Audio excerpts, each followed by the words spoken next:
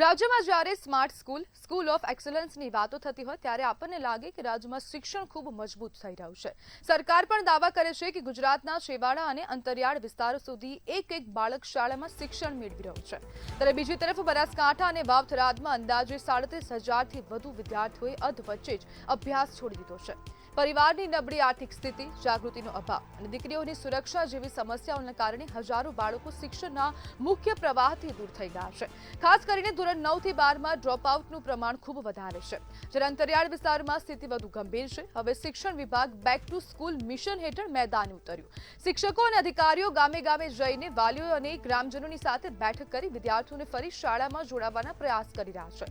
પરંતુ સવાલ એ છે કે જ્યારે શિક્ષણ મજબૂત હોવાના દાવા થાય છે ત્યારે હજારો વિદ્યાર્થીઓ શાળા છોડવા માટે મજબૂર કેમ બને છે? શું હવે અંતરિયાળ વિસ્તારોમાં જે દીકરી ત્યાં છે તો તેની સુરક્ષાની જવાબદારી કોની છે? તેવા પ્રકારના અનેક પ્રશ્નો અહીંયા તંત્રની સામે થઈ રહ્યા છે કે કારણ કે જો હવે સુરક્ષા વ્યવસ્થાને લઈને ક્યાંક ને ક્યાંક બાળકો હવે ભણતર મૂકી રહ્યા છે તો પછી તે ખૂબ ગંભીર વસ્તુ છે। ટીવી સ્ક્રીન પર પણ જે ડ્રોપઆઉટના આંકડા છે જે બનાસકાંઠા વિસ્તારના છે અને વાવ થરાદ વિસ્તારના છે તે પણ જોઈ શકાય છે। અભ્યાસ છોડવાના મુખ્ય કારણો કયા છે તે પણ આપ ટીવી સ્ક્રીન પર જોઈ શકો છો।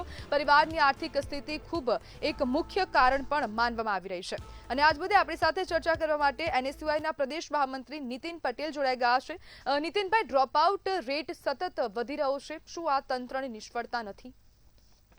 જી મેડમ, તો મંતવ્યનો ખૂબ ખૂબ આભાર કે એમને જે આ મહત્વનો મુદ્દો છે કે સરકાર એક બાજુ શિક્ષણ પાછળ કરોડોના ખર્ચા કરી રહી છે અને સામે આટલો મોટો ડ્રોપ આઉટ રેશિયો કેમ વધી રહ્યો છે એના બાબતે સરકારે વિચારણા કરવાની જરૂર છે। એમાં ક્યાંક છેલ્લા ઘણા સમયથી જિલ્લા પ્રાથમિક શિક્ષણ અધિકારી માનનીય વિનુભાઈ પટેલ આવ્યા પછી બનાસકાંઠાના જે પ્રાથમિક શિક્ષણ છે એની જે સ્થિતિ છે બહુ ઘણા અંશે કથળી છે।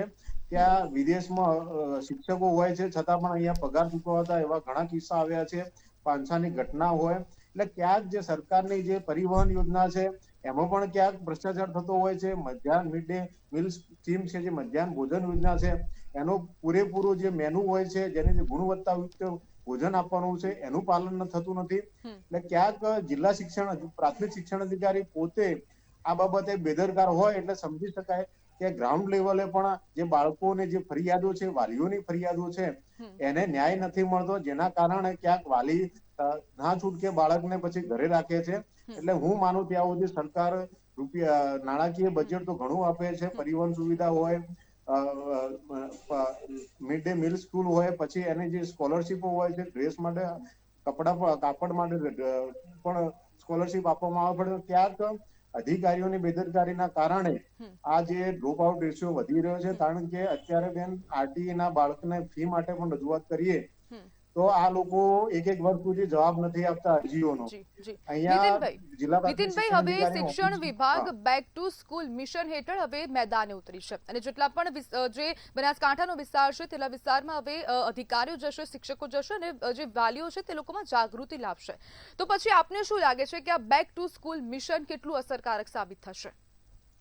બેન, જયારે અસરકારક તો કેવું છે કે હવે તબેલાને તાળા મારવા જેવું છે ઘોડા છૂટી ગયા પછી। કારણ કે 2 વર્ષ સુધી આ બાબતે શિક્ષણમાં જે ગુણવત્તાયુક્ત શિક્ષણ મળવું જોઈએ, ગ્રાઉન્ડ લેવલે શિક્ષકોની હાજરીની બાબત હોય, આ તમામ બાબતે આંખ આડા કાન કરવામાં આવે છે। એટલે ક્યાંક મને એવું લાગી રહ્યું છે કે જો જિલ્લાના અધિકારી જો યોગ્ય હોય તો ચોક્કસ બનાસકાંઠા જિલ્લાને પરિણામ મળશે, નહીં તો પ્રાથમિક શિક્ષણ હજુ પણ કથળશે। કારણ કે જો જિલ્લાનો વડો જ યોગ્ય ન હોય તો ક્યાંક નીચે લેવલે પણ રીઢિયાળું ખાતું ચાલતું હોય છે। સીઆરસી બીઆરસી ની ઘણી જવાબદારી હોય છે પણ ક્યાંક જિલ્લાની હેડ ઓફિસમાં બેઠા રહેતા હોય છે એવા પણ સમાચારો મળતા હોય છે અને ક્યાંક ને ક્યાંક મેળા પીપળામાં સિસ્ટમ ચાલતી હોય છે।